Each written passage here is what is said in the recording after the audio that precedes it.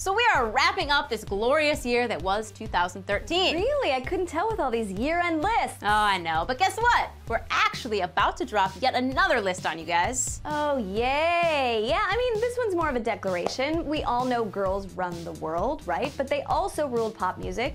In 2013, here are 6 reasons why.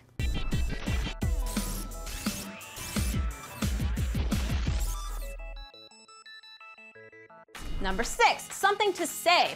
Pop music isn't always known for its depth, but 17-year-old Lorde came out of nowhere and shook things up with their critique of materialism in Royals. Then Lily Allen burst back onto the scene with Hard Out Here, a biting, gloves-off takedown of sexism in the music industry.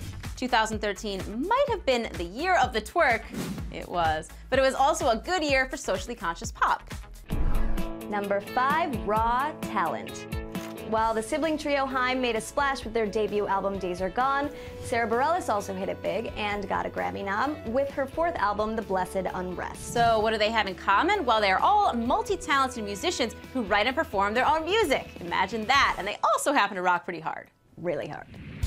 Number 4, consistently great. It's been 5 years since Taylor Swift was nominated for a Best New Artist Grammy, and she hasn't really slowed down since, cranking out one critical and commercial success after the next and racking up everything from video awards to most recently a Golden Globe nomination. Even more impressive is Pink, who has been at it since her 2000 debut album Can't Take Me Home. 13 years later, she is still one of the most commercially successful artists of her generation, earning Billboard's Woman of the Year for 2013.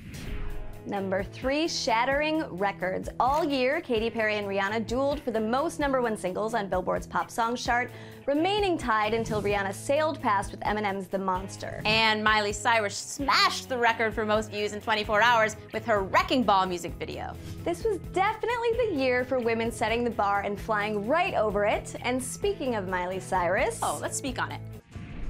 Number 2, stuntin'. Nobody dropped more jaws than Miley. It's not just the twerking and the swinging on construction equipment, though that helped. She wasn't afraid to get weird, and she backed it all up with a great voice. Same goes for Lady Gaga. Even though we expect Mother Monster to be strange, she still managed to surprise us. From performance art-inspired videos to her flying dress, Gaga turned heads all year. All year. And never underestimate the power of stuntin'. I know you don't. Unless, of course, you plan on flipping the game on its head entirely, which brings us to number 1.